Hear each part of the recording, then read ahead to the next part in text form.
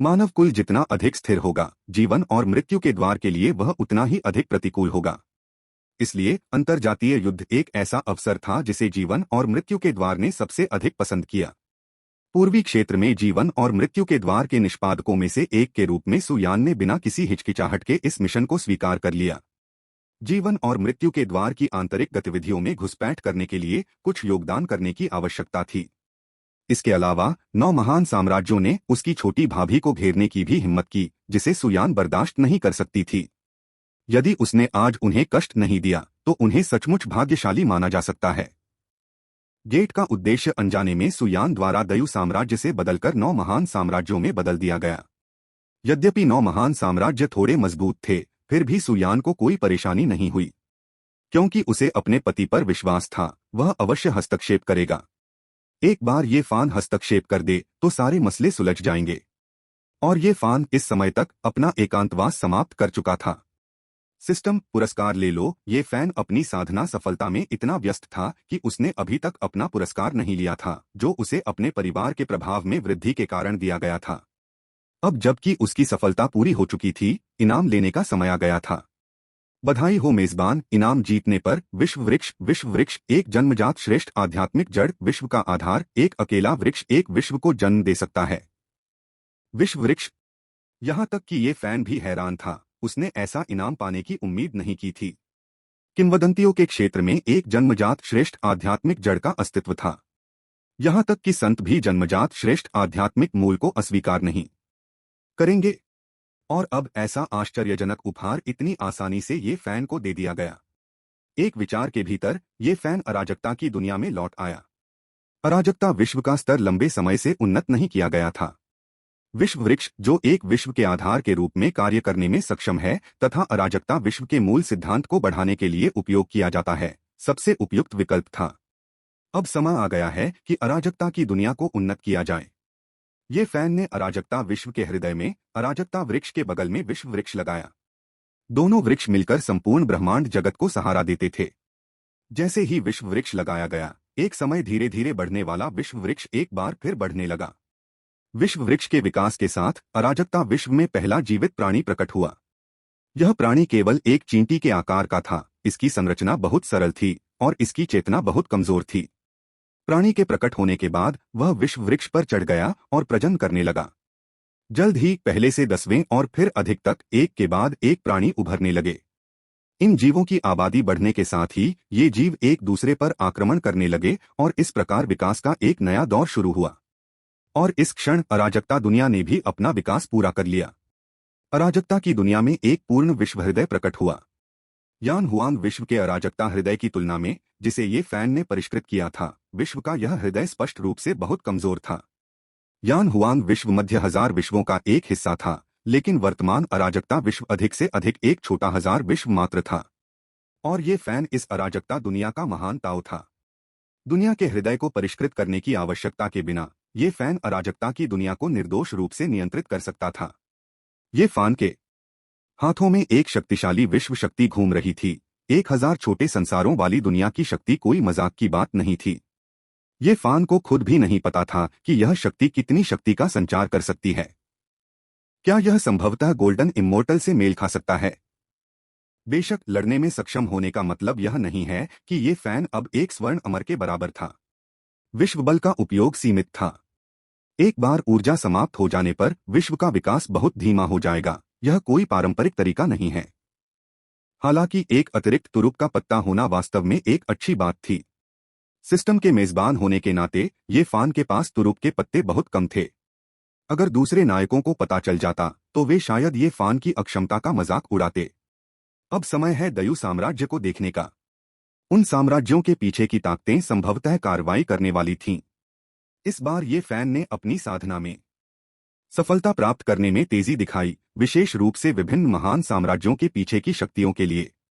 अन्यथा केवल साम्राज्यों को ये फैन के विचार में कभी नहीं लिया जा सकता था, चाहे उनके पास कितने भी सांसारिक अमर क्षेत्र के साधक क्यों न हो। इस बीच दयु शहर में लड़ाई अपने चरम पर पहुंच गई थी। जैसे ही पृथ्वी अमर क्षेत्र से कई शक्तिशाली व्यक्ति प्रकट हुए, मानव अमर क्षेत्र से बड़ी संख्या में साधकों को भी दयु शहर के बाहर लाया गया। 9 महान साम्राज्य, पृथ्वी अमर क्षेत्र के 9 शक्ति केंद्र तथा मानव अमर क्षेत्र के सैकड़ों साधक सभी ने दयु शहर को घेर लिया था। यहाँ तक कि एक मक्खी भी जो दयु शहर से भागना चाहती है, वह ऐसा करने में सक्षम नहीं होगी। दयु के राजा, आपके पास और क्या उपाय हैं? चुआंतियान का युवराज विजयी भाव से बोला। ये परिवार का सामना करते हुए पहली बार उसे बढ़त मिली। यदि वह पुनः हार गया तो चुआंटियन साम्राज्य के युवराज पर मनोवैज्ञानिक छाया पड़ सकती है। ये शियाओ शियाओ की नजर 9 महान साम्राज्यों से आए असंख्य साधकों पर पड़ी। उसका चेहरा शांत था। दयु साम्राज्य के सहयोगियों को भी अब सामने आना चाहिए, है ना? ये शियाओ शियाओ के विचार के बाद कई और स्थानिक मार्ग रहस्यमय तरीके से प्रकट हुए। यहाँ तक कि 9 महान साम्राज्यों के साधकों का भी ध्यान इस ओर आकर्षित हुआ। इस समय कौन सी शक्ति हस्तक्षेप करने का प्रयास कर रही है? दायु साम्राज्य इतना बड़ा था, लाभ तो बस केक के बराबर थे।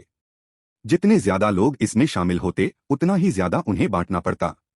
वे ऐसा बिल्कुल नहीं होने देना चाहते थे। ये जिन्हाई अंतरिक्ष मार्ग से बाहर निकलने वाले पहले व्यक्ति थे। उनके पीछे दीर्घायु द्वार के साधक और उनकी सहयोगी सेनाएं थीं, जो एक एक करके अंतरिक्ष मार्ग से बाहर निकल गईं। दूसरी ओर पृथ्वी अमर क्षेत्र के 2 साधकों के नेतृत्व में पूर्व पाषाण तेंदुआ और पूर्वी पाषाण बाघ मानव अमर क्षेत्र के दर्जनों साधकों ने भी पूर्वी महाद्वीप की नंबर 1 अकादमी की शक्ति का प्रदर्शन किया। हजारों पत्तियां अकादमी, दीर्घायु संप्रदाय, ये जिन्हाई और पूर्वी पाषाण बाघ तथा पूर्वी पाषाण तेंदुए को पहचानकर कई साम्राज्यों के राजाओं ने अपनी भौहें सिकोड़ लीं। वर्तमान हजारों पत्तियां अकादमी और दीर्घायु संप्रदाय कोई साधारण संस्थाएं नहीं हैं। पूर्वी महाद्वीप में वे प्रसिद्ध ताकतें थीं। यहाँ तक कि उनके 10 साम्राज्य भी बिना उकसावे के इन 2 शक्तिशाली ताकतों के क्रोध को भड़काने के लिए तैयार नहीं थे। लेकिन ये 2 दुर्जय ताकतें यहाँ क्यों आईं? इससे पहले उनमें से किसी ने भी साम्राज्यों के मामलों में हस्तक्षेप करने की ओर कोई झुकाव नहीं दिखाया था। जहाँ तक इस विचार का प्रश्न है कि ये दोनों सेनाएं दयु साम्राज्य की सहायता के लिए आई थीं, तो उन्होंने ऐसी हास्यास्पद संभावना की कल्पना भी नहीं की होगी।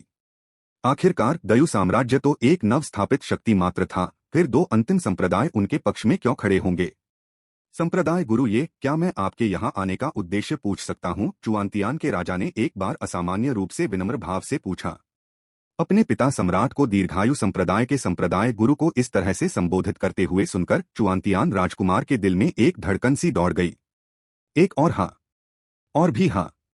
इन दिनों चुआंतियान के राजकुमार को उपनाम ये के उल्लेख मात्र से ही पीछे हटने की इच्छा महसूस होती थी। क्या ये उपनाम वाले सभी लोग एक ही परिवार का हिस्सा हैं? प्रिंसिपल ईस्टस्टोन, क्या आप भी हस्तक्षेप करने की योजना बना रहे हैं? होंघाई साम्राज्य के राजा ने पूछा। उपनाम ईस्टस्टोन काफी दुर्लभ था, लेकिन कम से कम यह ये नहीं था। चुआंतियान के राजकुमार ने राहत की सांस ली। ये जिन्हाई और ईस्टस्टोन टाइगर तथा अन्य लोगों ने विभिन्न राजाओं की बात पर कोई ध्यान नहीं दिया। राजाओं के स्तब्ध चेहरे के सामने वे ये शियाओ शियाओ के पास पहुंचे और सम्मानपूर्वक उनका अभिवादन किया। चाची, चाची मास्टर, ये शब्द सुनकर 9 महान साम्राज्यों के साधक सामूहिक रूप से आश्चर्यचकित हो गए। दीर्घायु संप्रदाय और हजारों पत्तियां अकादमी दोनों ही पूर्वी महाद्वीप में काफी प्रतिष्ठित शक्तियां थीं, जो दयु साम्राज्य से जुड़ी थीं। इसके अलावा उनके द्वारा प्रयुक्त उपाधियों से ऐसा प्रतीत होता है कि उनके संबंध गहरे थे। इस बिंदु पर चुआंतियान के राजकुमार ने अपनी आंखें घुमाईं और लगभग बेहोश हो गए। सबसे बुरी स्थिति अब वास्तविकता बन गई थी। दीर्घायु संप्रदाय का संप्रदाय गुरु वास्तव में ये परिवार का था, लेकिन ईस्टस्टोन टाइगर और ईस्टस्टोन तेंदुआ भी ये परिवार के क्यों थे, जबकि उनका उपनाम ये नहीं था? चुआंटियन राजकुमार को ऐसा महसूस हुआ जैसे वह पागल होने की कगार पर है। जब मैं सत्ता में आऊंगा तो मैं आकाश के नीचे ये उपनाम वाले सभी लोगों को नष्ट कर दूंगा। दीर्घायु संप्रदाय और हजारों पत्तियों वाली अकादमी का एक साथ आना कुछ ऐसा था जिसकी कई साम्राज्यों ने आशा नहीं की थी। हालांकि चूंकि युद्ध शुरू होने वाला था, इसलिए उन्हें कुछ और शत्रुओं की चिंता नहीं थी। उन्हें विश्वास नहीं था कि 3 उभरती हुई ताकतें उनके 9 महान साम्राज्यों के खिलाफ खड़ी हो सकती हैं। चाहे वे पृथ्वी अमर क्षेत्र के साधक हों या मानव अमर क्षेत्र के साधक दायरे, वे लाभ पर बने रहे। लड़ाई विस्फोटक ढंग से शुरू हुई। दयु शहर के ऊपर आकाश में अनगिनत मंत्र छाए हुए थे। दयु शहर की रक्षा करने वाली संरचना शीघ्र ही सक्रिय हो गई, जिससे शहर के चारों ओर सुरक्षा कवच बन गया। दयु शहर का गठन निस्संदेह ये फैन द्वारा आयोजित किया गया था। यहाँ तक कि पृथ्वी अमर क्षेत्र के साधक भी आसानी से 12वीं कक्षा के गठन को नहीं तोड़ सकते थे। मूलतः 9 महान साम्राज्यों ने सोचा था कि वे मानव सम्राट की क्यूई पर कब्जा करके दयु साम्राज्य को कुचल सकते हैं। फिर वे मानव सम्राट के अधिकार को आवंटित करने के लिए आपस में लड़ेंगे, लेकिन अब युद्ध की स्थिति अच्छी नहीं लग रही थी। यद्यपि उनके पृथ्वी अमर क्षेत्र साधकों की संख्या में लाभ था, फिर भी उन्होंने पाया कि उनके 9 पृथ्वी अमर क्षेत्र साधक दयु साम्राज्य के 4 पृथ्वी अमर क्षेत्र साधकों से बेहतर प्रदर्शन करने में सक्षम नहीं थे। इन 4 पृथ्वी अमर क्षेत्र साधकों में से प्रत्येक के पास एक सुसज्जित था श्रेष्ठ अमर कलाकृति। उन्होंने ताओ कला की अनंत विविधता का प्रदर्शन किया। उसी स्तर पर उन्होंने 9 महान साम्राज्यों के साधकों को लगभग पूरी तरह से परास्त कर दिया। यदि यह तथ्य न होता कि 9 महान साम्राज्यों में अनेक पृथ्वी अमर क्षेत्र साधक थे जो एक दूसरे की सहायता कर सकते थे, तो वे पहले ही हार चुके होते। इस समय मानव सम्राट टॉवर, जो हमेशा ये शियाओ की रक्षा कर रहा था, अंततः उससे अलग हो गया और तुरंत ही 9 पृथ्वी अमर क्षेत्र साधकों के सिर के ऊपर प्रकट हुआ। महान साम्राज्यों के सभी 9 पृथ्वी अमर क्षेत्र साधकों ने आरोही तकनीक की साधना की। हालांकि मानव सम्राट के सूत्र और व्युत्पन्न मानव सम्राट टॉवर के सामने उनकी कमियां घातक थीं। जब तक उन्हें एहसास हुआ कि कुछ गड़बड़ है, तब तक बहुत देर हो चुकी थी। उन्होंने पाया कि जिस युन चाओ शक्ति को वे नियंत्रित करते थे, उस पर उनका नियंत्रण तुरंत ही समाप्त हो गया था। मानव सम्राट की क्यूई के बिना उनकी युद्ध शक्ति आधे से भी अधिक कम हो जाएगी। आक्रमण करना। इस बिंदु पर सुयान के नेतृत्व में जीवन और मृत्यु के द्वार से आए साधकों ने भी अंततः अपना कदम उठाया। सुयान की चतुराई के कारण जीवन और मृत्यु के द्वार के साधकों के लक्ष्य दयु साम्राज्य से बदलकर 9 महान साम्राज्यों के साधक हो गए। जीवन और मृत्यु के द्वार द्वारा चुने गए लोग कोई साधारण व्यक्ति नहीं थे। एक ही स्तर की खेती करने वालों में से प्रत्येक उच्च गुणवत्ता का था। एक बार जब जीवन और मृत्यु के द्वार से साधक चले गए, तो 9 महान साम्राज्यों के आरंभिक रूप से बराबरी पर रहे साधकों को एक क्षण में भारी क्षति उठानी पड़ी। एक और ताकत उभरी है। ये लोग कौन हैं? 9 महान साम्राज्यों के राजा इतने निराश थे कि उन्हें खून की उल्टी होने लगी। अप्रत्याशित ताकतों का अचानक आगमन हुआ, जिससे उनका आरंभिक प्रभुत्व वाला पक्ष अब जवाबी हमला करने में भी असमर्थ हो गया। क्या ये दयु साम्राज्य के सहयोगी हो सकते हैं? यहां तक कि दयु साम्राज्य के साधक भी इन अचानक प्रकट हुए साधकों को लेकर उत्सुक थे। वे किस संप्रदाय से थे? ये शियाओ ने इन सहयोगियों के बारे में कुछ भी उल्लेख नहीं किया। वास्तव में ये शियाओ ने भी पहले कोई प्रतिक्रिया नहीं दी थी। जब तक सुयान ने उसे आंख नहीं मारी, तब तक ये शियाओ को यह एहसास नहीं हुआ कि ये लोग मूलतः उसके सहयोगी थे। जीवन और मृत्यु के द्वार के जुड़ जाने से जीत का पलड़ा तेजी से दूसरी दिशा में झुकने लगा। बेशक यह दायु साम्राज्य की ओर झुका हुआ था। 9 महान साम्राज्यों के कृषक एक के बाद एक गिरने लगे। हालांकि ये सबसे महत्वपूर्ण बिंदु नहीं थे। महत्वपूर्ण बात यह थी कि 9 राजाओं में से कई पहले से ही बुरी तरह घायल थे। संख्या बल के बिना हार पहले से ही निश्चित हो चुकी है।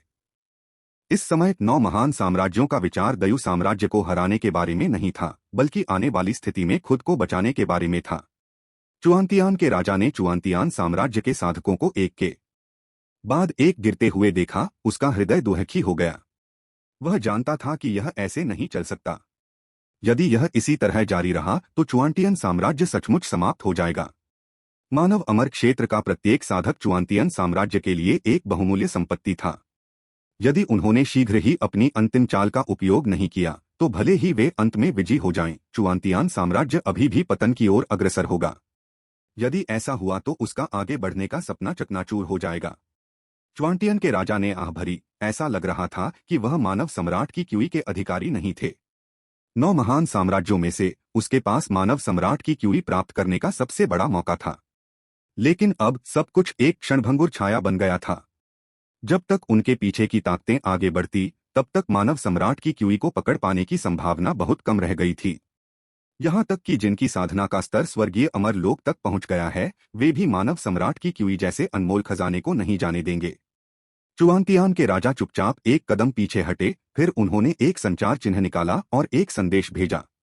संदेश भेजे जाने के बाद चुआंटियन के राजा को खालीपन और राहत की भावना महसूस हुई। ये शियाओ और अन्य लोगों पर नाराजगी भरी नजर डालते हुए चुआंतियान के राजा ने अपने मन में कसम खाई कि जब चुआनहाई अमर संप्रदाय के साधक आएंगे, तो वह ये शियाओ और अन्य लोगों को इस दुनिया में पैदा होने पर पछतावा करवाएगा। जैसे ही ये शियाओ युद्ध को समाप्त करने के लिए अपनी चाल चलने की तैयारी कर रही थी, एक क्षण में एक पारलौकिक पृथ्वी अमर क्षेत्र आभा प्रकट हुई। स्वर्गीय अमर क्षेत्र की आभा। चुआंटियन अमर संप्रदाय के स्वर्गीय अमर क्षेत्र से एक साधक यहाँ है। स्वर्गीय अमर केवल एक पृथ्वी अमर नहीं है जिसने अपने साधना स्तर में एक उच्चतर कदम प्राप्त कर लिया है। स्वर्गीय अमर वह सत्ता है जिसने अपने भीतर महानताओं के नियंत्रण और हेरफेर को सिद्ध कर लिया है। वे अपने प्रत्येक कदम के साथ महानताओं की महिमा प्रदर्शित करते हैं। वे पृथ्वी अमर के समान स्तर पर नहीं हैं। खेती का स्तर जितना ऊंचा होगा, प्रत्येक श्रेणी के बीच असमानता उतनी ही अधिक होगी। जब च्वांटियन अमर संप्रदाय से स्वर्गीय अमर पहुंचे तो 9 महान साम्राज्यों के साधक बहुत उत्साहित हो गए। उन्हें लगा कि एक स्वर्गीय अमर के कार्रवाई करने से दयु साम्राज्य का कोई मतलब नहीं रह जाएगा। चाहे पृथ्वी पर रहने वाला अमर कितना भी शक्तिशाली क्यों न हो, क्या आप सचमुच स्वर्गीय अमर से आगे निकल सकते हैं? अमर म्यू किंग ने 9 महान साम्राज्यों के उत्साहित साधकों की पूरी तरह से उपेक्षा की और पलक झपकते ही चुआंतियान के राजा के सामने प्रकट हो गए। एक ही थप्पड़ से च्वांटियन का राजा उड़ गया। क्या च्वांटियन साम्राज्य इसलिए अस्तित्व में नहीं रहना चाहता क्योंकि वह अकेले ही खजाने को निगल जाना चाहता है? अमर म्यू किंग ने च्वांटियन के राजा को अपनी नजरों में नहीं रखा, उसके लिए सम्मान का एक टुकड़ा भी नहीं छोड़ा। च्वांटियन अमर संप्रदाय की नजर में 10 महान साम्राज्य धर्मनिरपेक्ष दुनिया को नियंत्रित करने के लिए उनके उपकरण मात्र थे। यदि कोई नष्ट हो जाता तो वे बस उसकी जगह दूसरा स्थापित कर देते। अब इस उपकरण ने मानव सम्राट के क्यूई के अनमोल खजाने को उनकी पीठ पीछे लालच करने की हिम्मत की। यह कुछ ऐसा था जिसे अमर म्यू किंग बर्दाश्त नहीं कर सकता था। यह थप्पड़ चुआंतियान के राजा के लिए एक चेतावनी थी कि वह ऐसी योजनाएं न बनाए। अन्य 8 राजाओं को ऐसा महसूस हुआ जैसे उन पर ठंडा पानी डाल दिया गया हो। उनका उत्साह तेजी से गायब हो गया और उसकी जगह कटुता ने ले ली। चुआंटियन अमर संप्रदाय को अब पता चल गया था और उस समय अन्य अमर संप्रदायों को निश्चित रूप से पता चल जाएगा। कम से कम चुआंटियन साम्राज्य ने चुआंटियन अमर संप्रदाय को सूचित किया था, लेकिन उन्होंने कई महान साम्राज्यों ने एक भी संदेश नहीं भेजा था। जब उनके समर्थक संप्रदायों को पता चलेगा तो उनका भाग्य निश्चित रूप से चुआंतियान के राजा से भी बदतर होगा। उन्होंने शुरू में सोचा था कि अपनी शक्ति के साथ उन्हें दयु साम्राज्य से निपटने में कोई समस्या नहीं होगी, लेकिन अब वे दयु साम्राज्य के विरोधी नहीं थे और उन्हें अपने पीछे की शक्ति से मदद का अनुरोध करना पड़ा और उन्हें अपने पीछे की शक्ति से दंड भी भुगतना पड़ेगा। च्वांटियन के राजा ने अपने घावों की परवाह किए बिना जल्दी से वापस दौड़कर अमर म्यू किंग से आदरपूर्वक कहा, महान अमर, मेरा मूल उद्देश्य पहले खजाने को सुरक्षित करना और फिर उसे संप्रदाय को सौंपना था। मैं कोई भी गुप्त उद्देश्य रखने का साहस नहीं कर सकता था। चुआंतियान के राजा ने जल्दी से समझाया। उसे समझाना पड़ा। ये अमर संप्रदाय, चाहे वह राजा ही क्यों न हो, हमला करने से नहीं हिचकिचाएंगे। यदि यह तथ्य न होता कि च्वांटियन साम्राज्य हर वर्ष च्वांटियन अमर संप्रदाय के लिए बड़ी संख्या में योग्य साधकों को भेजता है, तो च्वांटियन साम्राज्य का अस्तित्व बहुत पहले ही समाप्त हो गया होता। इसलिए उसे अपनी वफादारी और मूल्य दिखाना होगा ताकि उसे च्वांटियन अमर संप्रदाय द्वारा त्याग न दिया जाए। यह सबसे अच्छा है कि आप कोई गुप्त उद्देश्य न रखें, अन्यथा मुझे चुआंतियन साम्राज्य के शासक परिवार को बदलने में कोई आपत्ति नहीं होगी। चुआंटियन अमर संप्रदाय में पृथ्वी अमरों की कोई कमी नहीं है। च्वांटियन के राजा की उपस्थिति या अनुपस्थिति से कोई फर्क नहीं पड़ेगा। च्वांटियन के राजा को अपनी शक्ति का स्वाद चखाने के बाद अमर म्यू किंग ने अंतः दयु साम्राज्य के साधकों की ओर अपनी दृष्टि घुमाई। जब उसने ये शियाओ शियाओ को देखा तो अमर म्यू किंग की आंखों में प्रशंसा की एक चमक दौड़ गई। विशाल विश्व में महारानियों की संख्या बहुत कम और दूर दूर तक फैली हुई है, विशेष रूप से ये शियाओ शियाओ जैसी महारानी जिसमें अपार संभावनाएं और शानदार रूप है। एक उच्च पदस्थ महारानी में विजय पाने की इच्छा जागृत होती है। क्या आप दयु साम्राज्य की महारानी हैं? अमर म्यू किंग का स्वर उल्लेखनीय रूप से नरम हो गया। इस स्वर से चुआंतियान का राजा, जिसे अभी अभी फटकार लगाई गई थी, थोड़ा स्तब्ध रह गया। यह क्या था? अपने ही लोगों के साथ निर्दयता से पेश आना और दुश्मन से नरमी से बात करना। महान अमर, यह दयु साम्राज्य की महारानी है, हमारी शत्रु। चुआंतियान के राजा ने जल्दी से उसे याद दिलाया। चुप रहो। थप्पड़। एक और थप्पड़ के साथ चुआंतियान के राजा को फिर से उड़ा दिया गया। देवी, आप इतनी युवा हैं, फिर भी आपकी साधना इतनी शक्तिशाली है। आप एक होनहार व्यक्ति हैं और आप अभिमानी या दबंग नहीं लगती। अमर म्यू किंग का स्वर और भी कोमल हो गया। ये शियाओ शियाओ बहुत नाराज हुई जब उसने यह चिकनी आवाज सुनी, मैं घमंडी और दबंग हूं तो क्या हुआ? ये शियाओ शियाओ की बातें सुनकर अमर म्यू किंग को गुस्सा नहीं आया। चुआंतियान अमर संप्रदाय योग्य व्यक्तियों की बहुत कदर करता है। महारानी, आप चुआंतियान अमर संप्रदाय में शामिल क्यों न हो जाएं? भविष्य में चुआंतियान साम्राज्य की जमीनें भी आपको सौंपी जा सकती हैं। इतनी अच्छी लड़की वह हिंसक कैसे हो सकती है? च्वांटियन साम्राज्य की तुलना में दायु साम्राज्य स्पष्ट रूप से सांसारिक दुनिया पर शासन करने के लिए अधिक उपयुक्त था। च्वांटियन के राजा, जो अंततः पीछे हट गए थे, अमर म्यू किंग के शब्दों को सुनकर लगभग घुट गए। अमर म्यू किंग वह दुश्मन है। आप वास्तव में दुश्मन को भर्ती करने की कोशिश कर रहे हैं? क्या आप पागल हो गए हैं?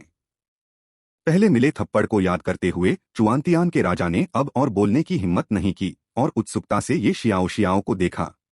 ये जियाओ जियाओ, आप सहमत नहीं होंगे, है ना? चुआंतियान के राजा की चिंता के बीच ये शियाओ शियाओ ने आखिरकार कहा, चुआंतियान अमर संप्रदाय में शामिल होने के लिए आप हमारे योग्य नहीं हैं। ये परिवार को अधीन करने में सक्षम एक शक्ति अभी तक पैदा नहीं हुई है। यहाँ तक कि अगर ये परिवार को मौत तक लड़ना पड़े तो भी वे कभी भी आत्मसमर्पण नहीं करेंगे।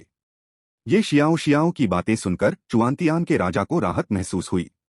ये शियाओ शियाओ अप्रत्याशित रूप से प्रस्ताव स्वीकार न कर ले, इससे बचने के लिए चुआंतियान के राजा ने जल्दी से फिर कहा, महान अमर म्यू किंग, इस ये शियाओ शियाओ का हृदय विद्रोही है, हम उसे जाने नहीं दे सकते। मुझे संप्रदाय के लिए लड़ने और सभी बाधाओं को दूर करने दो। ऐसा कहकर चुआंतियान के राजा ने अधीरता से एक अमर कलाकृति निकाली और ये शियाओ शियाओ की ओर दौड़े। हालांकि अब चुआंतियान के हठी राजा यह भूल गए थे कि वे कुछ राजा पहले जब वे सेना में शामिल हुए थे तब ये शियाओ शियाओ को हराने में असमर्थ थे।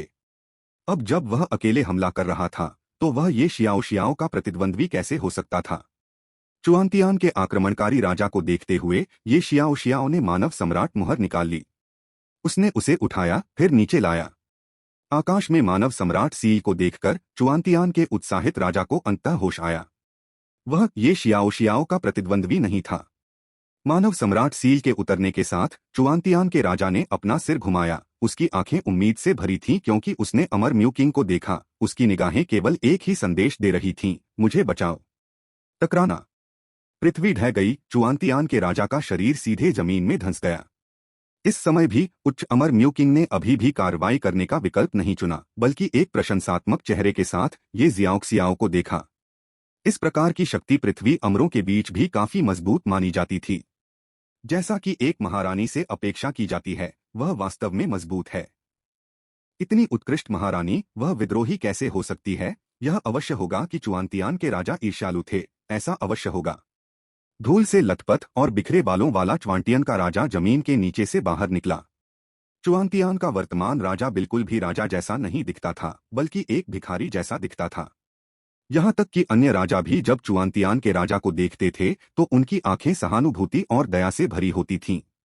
जो लोग किनारे से देखते हैं उनके पास सबसे स्पष्ट दृष्टिकोण होता है।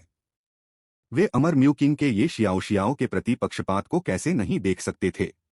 इस स्थिति में शामिल लोग कभी नहीं समझ पाएंगे कि संप्रदाय का पक्ष प्राप्त करने का क्या मतलब है और इसलिए बिना किसी डर के जीना क्या है। भले ही चुआंतियान के राजा की आज यहाँ मृत्यु हो जाए तो भी वह अमर म्यू किंग में कोई भावनात्मक उतार चढ़ाव पैदा करने में सक्षम नहीं हो पाएंगे। अमर म्यू किंग को देखकर, जिसने उसमें कोई रुचि नहीं दिखाई, राजा चुआंतियान को पूरी तरह से निराशा महसूस हुई।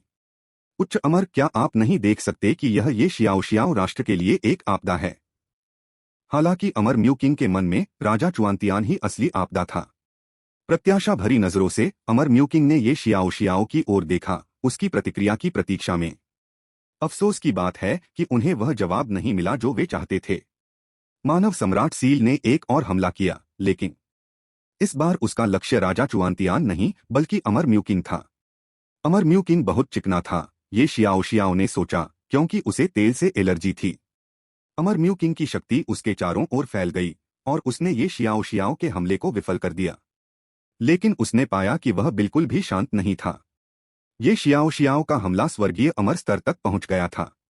इस खोज से अमर म्यू किंग के चेहरे के भाव में परिवर्तन आया। उसके चेहरे की मुस्कान तुरंत गायब हो गई। अमर म्यू किंग के विचार में ये शियाओ शियाओ एक महिला साधक थी जिसमें थोड़ी प्रतिभा थी, लेकिन वह असाधारण सुंदरता रखती थी। ऐसे मामलों में उन्हें लगता था कि वे पूर्ण नियंत्रण में रह सकते हैं। अमर म्यू किंग ने सोचा, ये शियाओ शियाओ फूलदान बनने के लिए सबसे उपयुक्त थी। लेकिन ये शियाओ शियाओ ने अब जो प्रतिभा और ताकत दिखाई है वह अमर म्यू किंग की उम्मीदों से कहीं अधिक है। यदि पर्याप्त सावधानी न बरती जाए तो इस स्तर की शक्ति अमर म्यू किंग के नियंत्रण से आसानी से निकल सकती है। यह वह नहीं था जो अमर म्यू किंग देखना चाहता था। ये शियाओ शियाओ को वास्तव में पसंद करने के बावजूद जो कोई भी स्वर्गीय अमर क्षेत्र की साधना कर सकता था, वह निस्संदेह दृढ़ इच्छा शक्ति वाला था। यदि मैं तुम्हें प्राप्त नहीं कर सकता तो मैं तुम्हें नष्ट कर दूंगा। ये जियाओ जियाओ, ऐसा लगता है कि आज आपके दयु साम्राज्य का पतन अपरिहार्य है। जब अमर म्यू किंग ने यह कहा तो राजा च्वांटियन अपने शरीर पर लगी चोटों को नजरअंदाज करते हुए उत्साह से उछल पड़े। वाह! अमर म्यू किंग को आखिरकार ये शियाओ शियाओ का असली रूप दिख गया। चुआंतियान साम्राज्य अब सुरक्षित है। जब तक अमर म्यू किंग कोई कदम उठाते हैं, ये शियाओ शियाओ की हार तय है। सभ्यता का कोई भी दिखावा पूरी तरह त्याग कर अमर म्यू किंग ने पूरी ताकत से युद्ध किया। उनका पहला कदम एक छोटी ताव कला थी। अमर शक्ति आकाश में अनगिनत तारों में तब्दील हो गई और ये शियाओ शियाओ पर टूट पड़ी। स्वर्गीय अमर कानून, असंख्य सितारों का कानून। अमर म्यू किंग के हमले के सामने ये जियाओ जियाओ पूरी तरह से शांत रहा। इंजीनियर मानव सम्राट टॉवर उड़ गया। ये जियाओ जियाओ के सिर के ऊपर मंडरा रहा था। अनगिनत मानव सम्राट क्यूई ने अमर म्यू किंग के हमले को मजबूती से रोक दिया। फिर मानव सम्राट सील ने अमर म्यू किंग पर भयंकर बमबारी की। तारे फट गए और अंतरिक्ष बिखर गया। पहली बार अमर म्यू किंग का आंकड़ा पीछे हट गया। अमर म्यू किंग के दिमाग में ये शियाओ शियाओ का खतरा स्तर काफी बढ़ गया था। ये शियाओ शियाओ को हटाया जाना चाहिए। इस तरह की प्रतिभा ने चुआनहाई अमर संप्रदाय को भी खतरे में डाल दिया है। एक बार जब ये शक्तिशाली ताकतें ये शियाओ शियाओ की प्रतिभा की खोज कर लेंगी तो निश्चित रूप से उनके बीच हाथापाई शुरू हो जाएगी। यदि ये शियाओ शियाओ इन शक्तिशाली गुटों के साथ काम करती है तो उसकी प्रतिभा उसे तेजी से आगे बढ़ाएगी। स्वर्गीय अमर साधकों को पूर्वी महाद्वीप में शीर्ष शक्तियां माना जा सकता है, लेकिन उन शीर्ष गुटों में वे कुछ भी नहीं हैं। भले ही चुआनहाई अमर संप्रदाय के पीछे स्वर्ण अमर हों, लेकिन उन्होंने नहीं सोचा था कि स्वर्ण अमर अपने संप्रदाय की खातिर ये शियाओ शियाओ को नाराज करने का जोखिम उठाएंगे। 9 साम्राज्यों के राजा जो युद्ध देख रहे थे, वे ठंडी हवा की सांस में सांस लेने लगे जब उन्होंने ये शियाओ शियाओ द्वारा प्रदर्शित युद्ध शक्ति को देखा। यह अविश्वसनीय रूप से शक्तिशाली था। उन्होंने चुपचाप राजा चुआंतियान की ओर देखा। उनके हृदय कृतज्ञता से भर गए। यदि राजा चुआंतियान ने अधिक अच्छे के लिए निस्वार्थता नहीं दिखाई होती, 9 महान साम्राज्यों को आज हस्तक्षेप करना पड़ता। राजा चुआंतियान महान अच्छे आदमी, लेकिन राजा च्वांटियन की निगाहें अब पूरी तरह से सुस्त हो गई थीं। उनका दिल निराशा से भर गया था। क्या चुआनहाई अमर संप्रदाय के लिए इतनी परेशानी पैदा करने के बाद चुआंतियान साम्राज्य का वास्तव में कोई भविष्य है? कोई आशा नहीं थी, बिल्कुल कोई आशा नहीं थी। आसमान में ऊपर अमर म्यू किंग गंभीर हो गया। सभी प्रकार की ताओ कलाओं का स्वतंत्र रूप से उपयोग किया गया।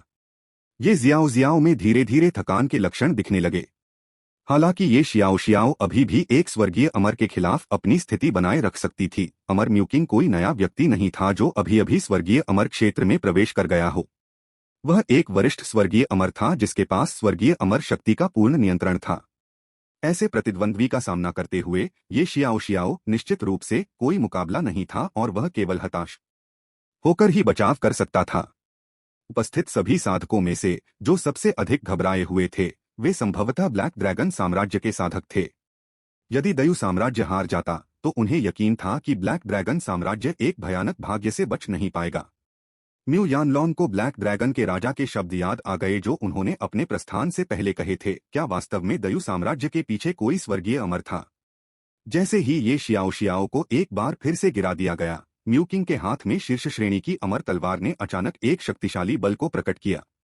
एक सुनहरी तलवार क्यूई हजारों मील तक फैली हुई थी जो ये शियाओ शियाओ पर टूट पड़ी।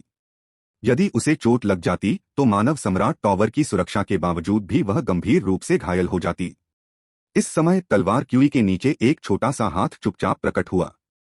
हजारों मील लंबी तलवार क्यूई की तुलना में यह हाथ अविश्वसनीय रूप से छोटा था। हालांकि इस छोटे से हाथ ने अमर म्यू किंग की तलवार क्यूई को बिना किसी कंपन के आसानी से रोक दिया। स्टार पिकअप हाथ, एक हाथ स्टार पिकअप, छठे स्तर के स्टार पिकअप हैंड, जिसकी ताकत शीर्ष स्तर के अमर आर्टिफैक्ट के बराबर थी, ने तुरंत अत्यधिक बल का प्रयोग किया। स्टार पिकअप हैंड से पहले अटूट तलवार क्यूई टोफू की तरह नरम थी और इसे तुरंत कुचल दिया गया था। तलवार क्यूई को कुचलने के बाद ये फैन ने हल्के से अपने हाथ से धूल झाड़ दी। यह बहुत कमजोर है। यह पहली बार था जब ये फैन ने स्वर्गीय अमर क्षेत्र में प्रवेश करने के बाद लड़ाई लड़ी थी और उसे अपनी ताकत का पूरा ज्ञान नहीं था। लेकिन अमर म्यू किंग के हमले को रोकने के बाद ये फैन को अपनी ताकत का अंदाजा हो गया था। यदि सभी स्वर्गीय अमर साधक इस म्यू किंग की तरह कमजोर होते तो स्वर्गीय अमर क्षेत्र ऐसी चीज थी जिसे वह आसानी से जीत सकता था। तलवार क्यूई को तोड़ने के बाद ये फैन ने हल्के से ये शियाओ को पूर्वी सम्राट के पास वापस जाने में मदद की, जिससे पूर्वी सम्राट उसकी देखभाल कर सके। इस बीच ये फैन की निगाह अमर म्यू किंग पर केंद्रित थी। ये फैन की निगाहों को महसूस करते हुए अमर म्यू किंग को अपनी रीढ़ की हड्डी में ठंडक महसूस हुई, क्योंकि उन्हें आसन्न खतरे का एहसास हुआ। स्वर्गीय अमर क्षेत्र में व्यक्ति का ताओ पर पूर्ण नियंत्रण होता है। अंतर्ज्ञान अत्यंत तीव्र है।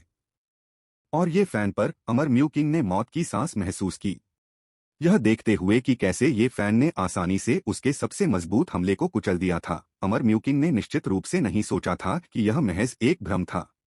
आप कौन हैं? एक एम इमोर्टल म्यू किंग रोम विशाल सागर 001 एन अमर संप्रदाय। अमर म्यू किंग ने सबसे पहले अपना परिचय दिया और अपने पीछे खड़े स्वर्ण अमर की सहायता से ये फैन को डराने का प्रयास किया। दुर्भाग्यवश ये फैन को इस बात का कोई सुराग नहीं था कि यह विशाल महासागर अमर कौन था। अगर उसे पता भी होता तो भी उसे कोई परवाह नहीं होती। बस एक स्वर्ण अमर जिसके बारे में उपद्रव करने लायक कुछ नहीं है। यदि आप आश्वस्त नहीं हैं तो आइए देखें कि कौन इस झटके को झेल सकता है। अगले ही पल ये फैन ने अपनी चाल चली। जो कोई भी ये परिवार के साथ खिलवाड़ करता है वह बच नहीं सकता। अगर तुम एक मुक्का झेल सको तो मैं तुम्हारी जान बख्श दूंगा। स्टार पिकअप हाथ। आसमान में ऊपर एक विशाल हाथ प्रकट हुआ जो दुनिया को दबाता हुआ प्रतीत हो रहा था और धीरे धीरे अमर म्यू किंग पर दबाव डाल रहा था। अमर म्यू किंग ने बचने की कोशिश की, लेकिन पाया कि आसपास का स्थान पूरी तरह से घिरा हुआ था। उसे या तो अपनी ताकत का इस्तेमाल करके ये फैन के हमले को रोकना था या फिर मरना था। मौत। स्वर्गीय अमरों का जीवनकाल अनंत होता है। अमर म्यू किंग की आयु मात्र 20,000 वर्ष थी और उनकी केवल 3,000 पत्नियां और रखैले थीं। बेशक वह मरना नहीं चाहते थे, फिर भी अमर म्यू किंग को पता था इस हमले को वह रोक नहीं सका। अगले ही पल अमर म्यू किंग ने आकाश की ओर देखा और चिल्लाया, विशाल महासागर स्वर्ण अमर, मुझे बचाओ। विशाल महासागर स्वर्ण अमर द्वारा दिया गया टोकन तुरंत कुचल दिया गया। अंतरिक्ष में लहरें उठने लगीं। 10 लाख मील तक फैली एक शक्ति शाही शहर दयू के ऊपर उतर आई। धीरे धीरे एक दाव फल के साथ एक आकृति प्रकट हुई। एक स्वर्ण अमर का दाव फल। यह एक स्वर्ण अमर था। हताश अमर म्यू किंग विशाल महासागर स्वर्ण अमर को देखकर प्रसन्नता से भर गया। वह आया, उसका उद्धारकर्ता आया। 9 महान साम्राज्यों के शासक भी उत्साहित थे। महाशक्ति का आगमन हुआ, वे बच गए थे। एक स्वर्ण अमर हो। ये फैन के मुंह के कोने पर एक मुस्कान आ गई। आइए एक स्वर्ण अमर की गुणवत्ता की जांच करें। अनंत विश्व शक्ति तुरंत ये फैन के हाथ में एकत्रित हो गई। स्टार पिकअप हैंड एक ही पकड़ से आकाश को हिलाने में सक्षम। विशाल महासागर स्वर्ण अमर ने अभी बोलने का प्रयास ही किया था कि उसने अपने सिर के ऊपर एक भयानक शक्ति का निर्माण होते हुए महसूस किया। इस शक्ति ने विशाल स्वर्णिम अमर सागर को भी थर्रा दिया। एक बार उनका सामना एक सच्चे अमर पुरुष से हुआ था। यह शक्ति उस गहन अमर से किसी भी प्रकार से कम नहीं थी जिसने 3 निधियां प्राप्त कर ली थीं। अमर म्यू किंग मदद मांगते समय एक गहन अमर को उकसा तो नहीं सकता था, है ना? इस संभावना पर विशाल महासागर स्वर्ण अमर ने अपने दिल में अमर म्यू किंग को शाप दिया। लेकिन अब इन बातों की परवाह करने का समय नहीं था। सबसे जरूरी तो जिंदा रहना था। विशाल महासागर स्वर्ण अमर ने रक्षा के लिए अंतरिक्ष से अपने सभी तुरुप के पत्ते निकाल लिए। सर्वोच्च अमर कलाकृतियां उसके सिर के ऊपर ऐसे अवरुद्ध हो गईं जैसे वे मुफ्त हों। अंत में उसकी एकमात्र उच्च श्रेणी की अमर कलाकृति भी रक्षा के लिए तैनात कर दी गई। ऐसा लग रहा था जैसे पूरी दुनिया अंधकार में डूब गई हो। अंधेरा छंट गया और प्रकाश पुनः प्रकट हो गया।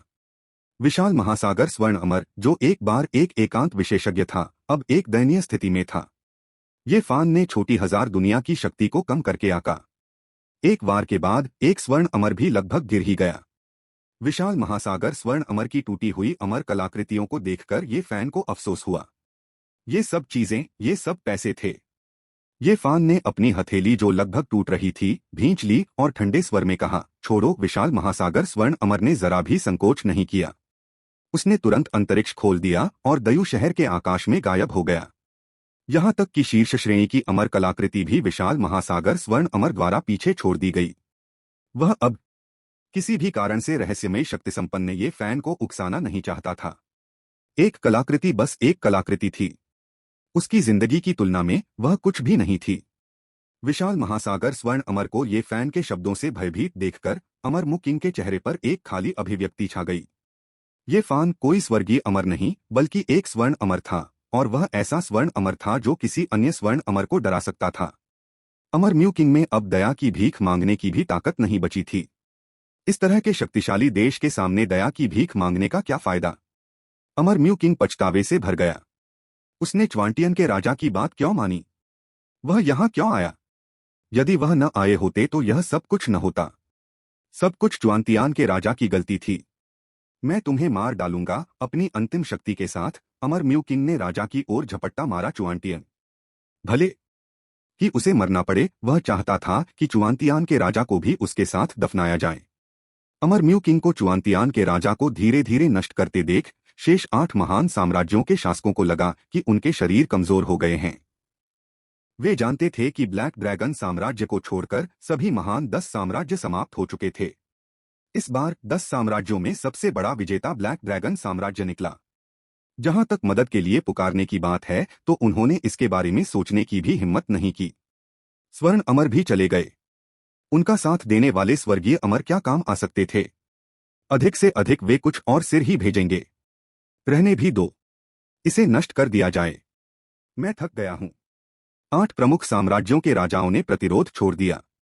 दयु साम्राज्य के साधकों ने कार्रवाई शुरू कर दी, सफाई शुरू कर दी। परिणाम जल्द ही पूर्वी महाद्वीप हिल गया। 10 महान साम्राज्यों में से 9 ने दयु साम्राज्य के समक्ष आत्मसमर्पण कर दिया। यहां तक कि एक स्वर्गीय अमर भी दयु साम्राज्य के दायरे में गिर गया। दयु साम्राज्य की शक्ति अथाह है, और यह बात उन्हें पता भी नहीं थी कि एक स्वर्ण अमर भी लगभग नष्ट हो गया था। अन्यथा वे संभवतः दयु साम्राज्य के सामने आत्मसमर्पण करने के लिए आगे आते। साधारण साधक स्वर्ण अमर के बारे में नहीं जानते, लेकिन 10 महान साम्राज्यों के पीछे की ताकतें जानती हैं। यह महसूस करने पर कि जिन साम्राज्यों का वे समर्थन करते हैं उन्होंने दयु साम्राज्य को नाराज कर दिया है, और यहाँ तक कि उन्हें प्राणघातक दुश्मन भी मानते हैं, वे उन संबंधित राजाओं को मारने के अलावा और कुछ नहीं चाहते थे। लेकिन फिलहाल उनके पास उन साम्राज्यों की परवाह करने का समय नहीं है। अब उन्हें इस बात पर विचार करना होगा कि अगर दयु साम्राज्य ने जवाबी कार्रवाई की तो क्या होगा। वे क्या करेंगे? पहले आक्रमण करो। वे इसके बारे में सोचने की भी हिम्मत नहीं करते। आखिरकार ये फैन ने एक स्वर्ण अमर को लगभग मार ही डाला। ऐसे शक्तिशाली कृषक की नजर में वे संभवतः चींटियों से भिन्न नहीं हैं। वे माफी मांगने या क्षमा मांगने की भी हिम्मत नहीं करते। घर बदल रहे हैं, उन्हें अब कदम बढ़ाना होगा। जहां तक संसाधनों की बात है तो वे अपने साथ ले जाने की हिम्मत नहीं करते। वे अपने सामान का केवल एक अंश ही साथ ला सकते हैं। यदि इन संसाधनों के कारण उन्हें स्वर्ण अमर क्षेत्र के साधक द्वारा निशाना बनाया जाता है तो लाभ की तुलना में हानि अधिक होती है। संपूर्ण पूर्वी महाद्वीप संदिग्ध रूप से शांत हो गया। दयु साम्राज्य ने 9 प्रमुख साम्राज्यों की शक्तियों पर कब्जा करने के लिए बड़ी संख्या में साधकों को भेजा। तेजी से सत्ता में वृद्धि। ब्लैक ड्रैगन साम्राज्य में ब्लैक ड्रैगन राजा म्यू यानलॉन द्वारा लाए गए पिक्चर कैप्चरिंग क्रिस्टल को देखकर कांप उठा। उन्होंने उस साधक को पहचान लिया जिसने स्वर्ण अमर को पीछे धकेला था, जो बिल्कुल उनके दामाद ये शियाओफान जैसा दिखता था। यद्यपि उनकी आभा थोड़ी भिन्न थी, फिर भी एक साधक के लिए कई अवतार लेना सामान्य बात थी। उसका दामाद स्वर्ण अमर निकला। यह जानकर ब्लैक ड्रैगन राजा को अपने शरीर में कंपन महसूस हुआ। ऐसे अद्भुत दामाद के साथ भविष्य में उसे किस प्रकार का योगदान करने की आवश्यकता है। ब्लैक ड्रैगन साम्राज्य के पीछे की शक्ति ड्रैगन कबीले की एक शाखा मात्र है, जो मात्र स्वर्गीय अमर स्तर की शक्ति है, और उसका दामाद एक स्वर्ण अमर है। जल्द ही ब्लैक ड्रैगन राजा फिर से चिंतित होने लगा। जब वह भविष्य में ये जियाओफान को देखता है तो क्या उसे दामाद या उच्च अमर कहना चाहिए? अगर वह उसे दामाद कहेगा तो ये नाराज तो नहीं होगा, है ना? प्रतिवेदन। महामहिम को नमस्कार। खुशखबरी, राजकुमारी जुन लांग गर्भवती हैं। क्या जुन लोंग गर्भवती है? क्या यह लिटिल फैन की है? यह सुनकर महल का प्रबंधक अवाक रह गया। यदि यह शाही दामाद का नहीं है तो और किसका हो सकता है? महल के प्रबंधक की अभिव्यक्ति देखकर काले ड्रैगन राजा ने अपने माथे पर थप्पड़ मारा। वह मूर्खता कर रहा था। फिर काले ड्रैगन राजा दिल खोलकर हंसे। राजकुमारी जुनलांग गर्भवती है, बच्चा ब्लैक ड्रैगन साम्राज्य का उत्तराधिकारी होगा। काले ड्रैगन राजा को कोई हिचकिचाहट नहीं थी। सबसे महत्वपूर्ण बात यह है कि ये जियाओफान को ब्लैक ड्रैगन साम्राज्य के रथ से मजबूती से बांधना है। ब्लैक ड्रैगन राजा यह भी जानता था कि एक छोटा ब्लैक ड्रैगन साम्राज्य ये शियाओफान को नियंत्रित करने में सक्षम नहीं होगा, जो एक सच्चा ड्रैगन है। लेकिन जब तक ये जियाओफान का ब्लैक ड्रैगन साम्राज्य के साथ संबंध है, तब तक यह पर्याप्त होगा। कम से कम इस तरह के समर्थन के साथ ब्लैक ड्रैगन साम्राज्य को भविष्य में इतनी सावधानी से जीवित रहने की आवश्यकता नहीं होगी। पूर्वी महाद्वीप में स्वर्ण अमर किसी भी अन्य चीज से अधिक उपयोगी है। बिना अधिक प्रयास के दयु साम्राज्य ने पूरे पूर्वी महाद्वीप पर कब्जा कर लिया। ब्लैक ड्रैगन साम्राज्य को छोड़कर शेष सभी क्षेत्र दयु साम्राज्य की पहुंच के भीतर हैं। ये शियाओ कंजूस व्यक्ति नहीं था। 9 प्रमुख साम्राज्यों पर कब्जा करके दयु साम्राज्य को काफी मात्रा में संसाधन प्राप्त हुए। इन संसाधनों को ये शियाओ ने कई भागों में विभाजित किया था। दयु साम्राज्य ने एक हिस्सा अपने पास रखा, हजारों पत्तों वाली अकादमी ने एक हिस्सा लिया तथा दीर्घायु संप्रदाय को एक हिस्सा प्राप्त हुआ, क्योंकि वे सभी सहयोगी थे। यहाँ तक कि ब्लैक ड्रैगन साम्राज्य को भी, जिसने बहुत कम प्रयास किया था, संसाधनों का एक हिस्सा प्रदान किया गया। इसमें ऐसे संसाधन थे जो ब्लैक ड्रैगन साम्राज्य द्वारा 1000 वर्षों में एकत्रित किए गए संसाधनों के बराबर थे, जिससे ब्लैक ड्रैगन साम्राज्य का राजा प्रसन्न था। दयु साम्राज्य के साथ गठबंधन ब्लैक ड्रैगन साम्राज्य का अब तक का सबसे बुद्धिमानी भरा निर्णय था। अन्यथा ब्लैक ड्रैगन साम्राज्य अब 9 प्रमुख साम्राज्यों के भाग्य को साझा कर रहा होता। वर्तमान में पूर्वी महाद्वीप में केवल 2 साम्राज्य बचे हैं, ब्लैक ड्रैगन साम्राज्य और दयु साम्राज्य। इनमें से अधिकांश संसाधन ये परिवार को भेजे गए।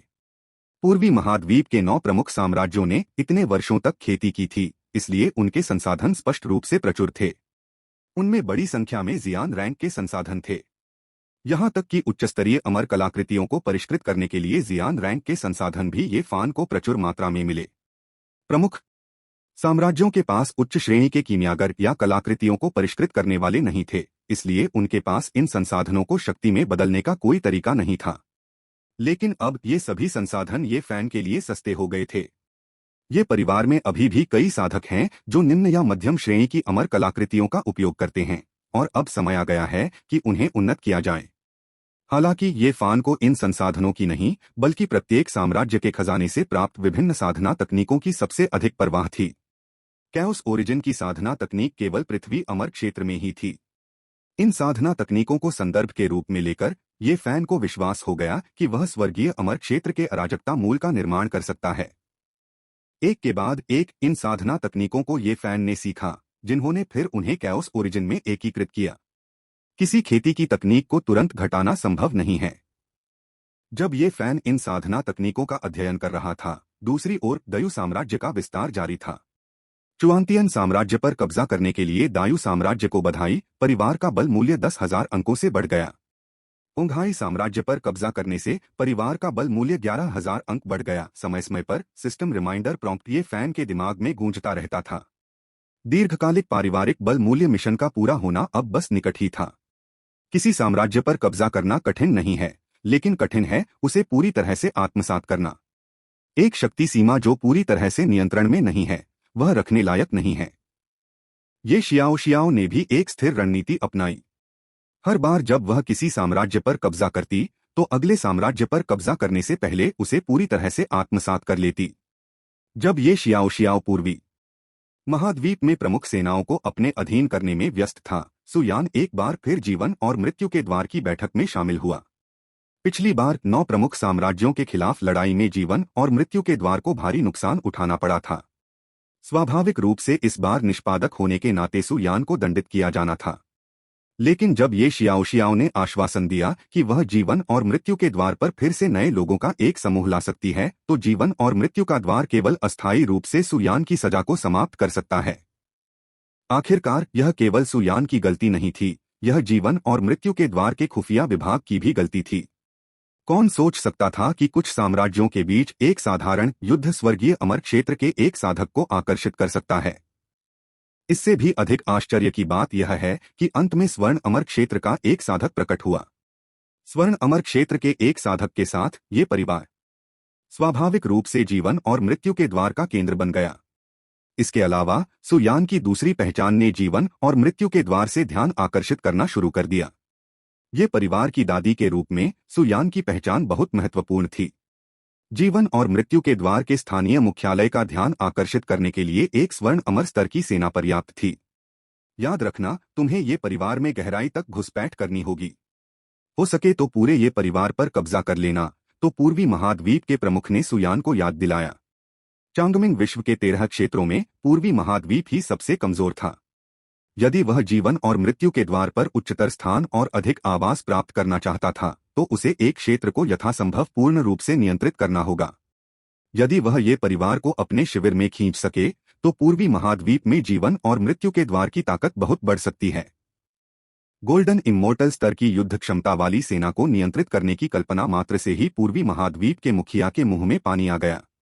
हालांकि इस बार सुयान ने गलती की, लेकिन इससे कोई फर्क नहीं पड़ता जब तक वह जीवन और मृत्यु के द्वार के प्रति वफादार थी। जहां तक सुयान द्वारा जीवन और मृत्यु के द्वार को धोखा देने की बात है, पूर्वी महाद्वीप के मन में इसकी संभावना कभी नहीं आई।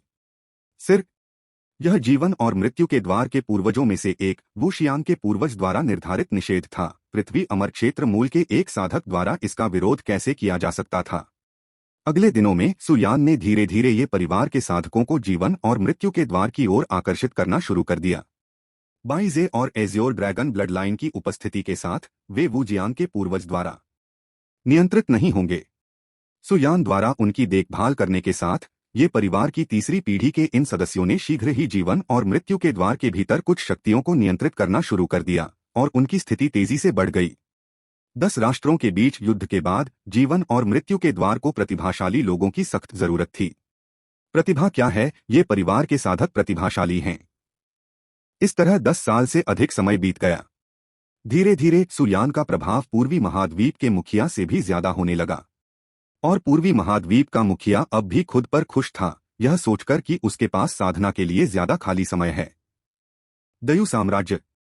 आज सभी मंत्री दयु साम्राज्य की राजधानी में एकत्रित हुए हैं। यहां तक कि ब्लैक ड्रैगन साम्राज्य के राजा भी अन्य लोगों के साथ दौड़े चले आए। काले ड्रैगन साम्राज्य का राजा बहुत समझदार था। हालांकि ये शियाओफान की वजह से ये शियाओ काले ड्रैगन साम्राज्य के खिलाफ कोई कार्रवाई नहीं करेगा। लेकिन आखिरकार ब्लैक ड्रैगन साम्राज्य दयु साम्राज्य के क्षेत्र में था। एक खाली क्षेत्र की देखरेख करना कठिन था। इसलिए ये परिवार के साथ संबंधों को और बढ़ाने के लिए ब्लैक ड्रैगन साम्राज्य ने सीधे दयु साम्राज्य का जागीरदार बनने के लिए आवेदन किया। अतीत में एक जागीरदार साम्राज्य होना एक स्थानीय अधिकारी होने के समान था। आप उनके लोगों का हिस्सा हैं। ये शियाओ ने इसे अस्वीकार नहीं किया। चूंकि ब्लैक ड्रैगन साम्राज्य का राजा इतना समझदार था, इसलिए ये शियाओ भी कंजूस नहीं था। उसने अपना हाथ हिलाकर ब्लैक ड्रैगन साम्राज्य में एक बड़ा क्षेत्र जोड़ दिया। यह क्षेत्र ब्लैक ड्रैगन साम्राज्य की मूल भूमि का लगभग आधा था। इस क्षेत्र के संसाधन ब्लैक ड्रैगन साम्राज्य को पुरस्कार के रूप में दिए गए थे। अधिक संसाधनों के साथ ब्लैक ड्रैगन साम्राज्य के साधक स्वाभाविक रूप से तेजी से खेती करते थे। पिछले ब्लैक ड्रैगन साम्राज्य की तुलना में वर्तमान ब्लैक ड्रैगन साम्राज्य हालांकि एक जागीरदार साम्राज्य बनकर रह गया था, फिर भी उसका जीवन बेहतर था। किसानों द्वारा शक्ति स्थापित करने का आधार खेती के लिए अधिक संसाधन प्राप्त करना था, है न? अब उनके पास संसाधन हैं। एक जागीरदार साम्राज्य होना सिर्फ एक उपाधि थी। काले ड्रैगन साम्राज्य के राजा को इसकी परवाह नहीं थी। इसके विपरीत उसे इस पर गर्व भी था। देखो, मैं दयु साम्राज्य के साथ मिलकर एक क्षेत्र पर कब्जा कर रहा हूं। ब्लैक ड्रैगन साम्राज्य के अलावा कौन सा अन्य साम्राज्य ऐसा कर सकता था? यह एक उपलब्धि थी। यहां तक कि अगर उसे काले ड्रैगन साम्राज्य के राजा को एक दिन अपने पूर्वजों से मिलना पड़े तो भी उसे शर्म महसूस नहीं होगी। स्वर्ग की इच्छा और आदेश से सम्राट घोषणा करता है।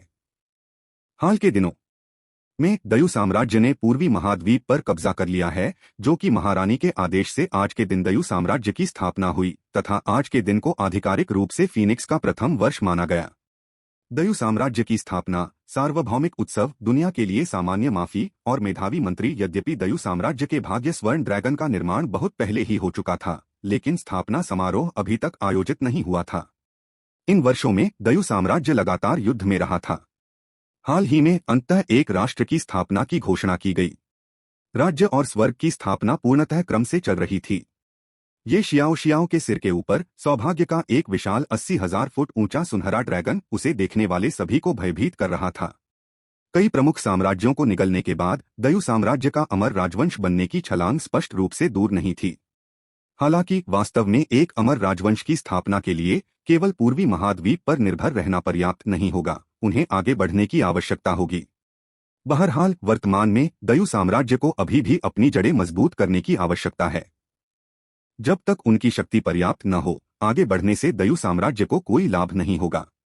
विजय अभियान समाप्त होने के बाद अब लूट का माल बांटने का समय आ गया था। मानव सम्राट की तकनीक के माध्यम से निर्मित साम्राज्य आरोही तकनीक के माध्यम से निर्मित सामान्य अमर राजवंशों की तुलना में स्पष्ट रूप से उच्चतर दर्जा रखता था। जब दायु साम्राज्य के प्रत्येक साधक को ये शियाओ द्वारा औपचारिक रूप से नियुक्त किया गया, तो उनके शरीर में उत्थान की एक अमूर्त शक्ति प्रवाहित हुई। दायु साम्राज्य के साधकों ने अपनी साधना के स्तर को तेजी से बढ़ाना शुरू कर दिया। न केवल उनकी खेती में सुधार हुआ, बल्कि उनकी क्षमता और सौभाग्य में भी वृद्धि हुई। भविष्य में उन सभी की संभावनाएं और भी उज्ज्वल होंगी। उनकी खेती की वृद्धि ने दयु साम्राज्य की राष्ट्रीय शक्ति को और भी मजबूत बना दिया। वे अमर राजवंश बनने के एक कदम और करीब थे। दयु साम्राज्य के एक जागीरदार राज्य के रूप में ब्लैक ड्रैगन साम्राज्य को भी महत्वपूर्ण लाभ प्राप्त हुए। ब्लैक ड्रैगन किंग की साधना पृथ्वी अमर स्तर पर अपने चरम पर पहुंच गई। वह स्वर्गीय अमर क्षेत्र से केवल एक कदम दूर है। अपने साधना स्तर में वृद्धि महसूस करते हुए काले ड्रैगन राजा बहुत खुश हुए। ब्लैक ड्रैगन किंग के लिए स्वर्गीय अमर क्षेत्र एक अप्राप्य सपना था, लेकिन अब ऐसा लगता है कि यह सपना हकीकत बन सकता है। स्वर्गीय अमर क्षेत्र, इससे न केवल वह लंबे समय तक जीवित रह सकेगा, बल्कि ब्लैक ड्रैगन साम्राज्य की विरासत की दीर्घायु भी सुनिश्चित होगी। काले ड्रैगन राजा ने मन ही मन निर्णय लिया कि जब राजकुमारी जुन लोंग का बच्चा वयस्क हो जाएगा, तो वह उसे सिंहासन सौंप देगा। स्वयं के लिए वह अपना समय साधना में लगाता था तथा यथाशीघ्र स्वर्गीय अमर क्षेत्र में प्रवेश करने का प्रयास करता था। एक बार जब वह स्वर्गीय अमर क्षेत्र में प्रवेश कर गया, तो वह ड्रैगन घाटी में वापस लौटेगा ताकि उन लोगों को दिखा सके जो कभी उसे नीची नजर से देखते थे कि वह उनसे कमतर नहीं है। आखिर क्या अच्छी किस्मत भी किसी की ताकत का हिस्सा नहीं है? यदि संभव हो तो उसके जैसा ही उत्कृष्ट दामाद ढूंढने का प्रयास करें। इस बीच ये फैन अंततः एक पूर्ण स्वर्गीय अमर क्षेत्र अराजक निर्माण तकनीक बनाने में कामयाब रहा। अराजक सृजन तकनीक जिसमें सभी चीजें शामिल हैं। स्वर्ण अमर क्षेत्र में प्रवेश करने से पहले ये कबीले के सदस्यों के पास साधना तकनीकों की कमी नहीं होगी, और ये फैन के दिमाग में एक लंबे समय से खोई हुई सिस्टम प्रॉम्प्ट ने उसका स्वागत किया। दीर्घकालिक कार्य पूरा करने के लिए मेजबान को बधाई। कबीले के शस्त्रागार 13 स्वर्गीय अमर तकनीक और पुरस्कार अर्जित करना। अमर सम्राट क्षमता 5 रंग। अमर सम्राट की क्षमता, जैसा कि इसके नाम से पता चलता है, परिश्रम पूर्वक साधना के साथ अमर सम्राट बनने की स्थिर प्रगति का आश्वासन देती है। स्वर्ण अमर के ऊपर गहन अमर स्थित है और गहन अमर के ऊपर अमर सम्राट स्थित है। विशाल ब्रह्मांड में भी अमर सम्राट सर्वोच्च अस्तित्व है। यदि किसी साधक में अमर सम्राट बनने की क्षमता है, तो निस्संदेह सभी शीर्ष स्तरीय शक्तियां उसे अपना लेंगी। इन विशाल शक्तियों में से कोई भी यह कभी नहीं समझ सकता था कि महत्वहीन ये परिवार के भीतर अमर सम्राट बनने की क्षमता थोक माल की तरह आम थी। सिस्टम सूचना कार्ड लोड करें। अपनी क्षमता में वृद्धि और ये परिवार में उपलब्ध संसाधनों की प्रचुरता के साथ अब समय आ गया था कि परिवार अपनी उपलब्धियों को समेकित करे। पूर्वी महाद्वीप को सुरक्षित करने के बाद ये परिवार की सुरक्षा अस्थायी रूप से सुनिश्चित हो गई। कम से कम अल्पावधि के लिए ये परिवार को किसी बड़े खतरे का सामना नहीं करना पड़ेगा। आकाश चुड़ैल दुनिया। आकाश चुड़ैल दुनिया के भीतर 3 मुख्य संप्रदायों ने डोमेन को नियंत्रित किया। इनमें से सबसे शक्तिशाली दिव्य चुड़ैल संप्रदाय था। दिव्य चुड़ैल संप्रदाय के भीतर थंडर विच पीक पर नमस्कार वरिष्ठ बहन वरिष्ठ भाई 2 आकृतियां वहां से गुजरी, जिन्होंने तुरंत ही अनेक चुड़ैल जनजाति साधकों की ईर्ष्या भरी निगाहों को अपनी ओर आकर्षित कर लिया। पुरुष सुंदर था, जबकि स्त्री सुंदर थी। मुख्यतः उनकी क्षमता असाधारण रूप से उच्च थी। वे लगभग 100 वर्ष पहले ही दिव्य चुड़ैल संप्रदाय में शामिल हुए थे, फिर भी उनकी साधना पहले ही पृथ्वी चुड़ैल स्तर के शिखर पर पहुंच चुकी थी। यदि कोई अप्रत्याशित घटना नहीं घटी, तो निस्संदेह वे कम से कम भविष्य में गोल्डन विच बन जाएंगे। उनमें रहस्यमयी चुड़ैल बनने की भी आशा थी। डायन जनजाति की रैंकिंग प्रणाली मानव कबीले से बहुत अलग नहीं थी। अंतर केवल उनकी भिन्न साधना पद्धतियों में था। एक शारीरिक पवित्रता के लिए प्रयासरत थी, जबकि दूसरी सर्वव्यापी थी। वे दोनों कोई और नहीं बल्कि ये किंग और ये जिनक्यू थे। चुड़ैल जनजाति में प्रवेश करते ही उनका अद्भुत सौभाग्य तुरंत प्रभावी हो गया। बहुत जल्दी ही उनकी मुलाकात दिव्य चुड़ैल संप्रदाय के साधकों से हुई। उनकी क्षमता का परीक्षण करने के बाद उन्हें सीधे दिव्य चुड़ैल संप्रदाय में वापस लाया गया। अब दोनों दिव्य चुड़ैल संप्रदाय के भीतर थंडर पीक के मुख्य शिष्य थे। यहाँ तक कि दिव्य डायन संप्रदाय जैसे प्रभावशाली संप्रदाय में भी, जो गहन अमर स्तर की शक्ति का दावा करता था, उनका स्थान ऊंचा था। चुड़ैल जिनक्यू, चुड़ैल किंग, तुम दोनों जल्दी से बैठक के लिए मुख्य शिखर पर आओ। अपने टोकन से बुलावा सुनकर ये जिनक्यू और ये किंग तुरंत मुख्य शिखर की ओर चल पड़े। मुख्य शिखर पर दिव्य डायन संप्रदाय के वरिष्ठजन तथा सभी चोटियों से आए मुख्य शिष्य एकत्रित हुए थे। तभी एक खबर ने पूरे दिव्य डायन संप्रदाय में सनसनी फैला दी। दिव्य चुड़ैल संप्रदाय ने चांगमिंग दुनिया के लिए एक प्रवेश द्वार खोज लिया है और चांगमिंग दुनिया पर आक्रमण शीघ्र ही शुरू होगा। इन शिष्यों को बुलाने का कारण यह चुनना था कि उनमें से कौन आक्रमण के लिए अग्रिम सेना का गठन करेगा। यद्यपि कई मुख्य शिष्य थे, लेकिन मोहरा सेना का कमांडर बनना आसान नहीं था। हालांकि किसी भी मुख्य शिष्य ने हार मानने के बारे में नहीं सोचा। मानव कुल और चुड़ैल जनजाति एक दूसरे के प्राणघातक शत्रु थे। अगर वे मानव कुल की दुनिया पर आक्रमण कर पाते तो चुड़ैल जनजाति को बहुत लाभ होता। बेशक मोहरा सेना का हिस्सा होने का मतलब है पुरस्कार पाने वाला पहला व्यक्ति होना। 3000 विशाल विश्वों में से अधिकांश पर मानव कुल का कब्जा था। लेकिन इसका मतलब यह नहीं है कि अन्य जातियों के किसान कमजोर हैं। ये जातियां लगातार मानव कुलों की दुनिया पर आक्रमण करने के तरीकों पर विचार कर रही हैं। यद्यपि प्रत्येक विशाल दुनिया एक दूसरे से बहुत दूर है, लेकिन मूलतः केवल अमर सम्राट या अमर सम्राट स्तर के प्राणियों में ही विशाल दुनिया में यात्रा करने की क्षमता है। हालांकि कुछ भी पूर्ण नहीं है। अगर दो विशाल दुनियाओं के बीच कोई संबंध स्थापित हो जाए, फिर कारण और प्रभाव के इस संबंध का उपयोग करके शक्तिशाली प्राणी एक मार्ग का निर्माण कर सकते थे जो उनके अनुयायियों को तेजी से एक अन्य विशाल दुनिया में ले जा सकता था। और अभी चांगमिंग विश्व और आकाश चुड़ैल विश्व के बीच ऐसा धागा बन गया था। भीड़ में ये जिनक्यू और ये किंग ने एक दूसरे को देखा। दोनों कुछ आश्चर्यचकित थे। उन्होंने यह उम्मीद नहीं की थी कि स्काई विच वर्ल्ड में भागने के बाद भी उन्हें चांगमिंग वर्ल्ड से जुड़ी एक घटना का सामना करना पड़ेगा।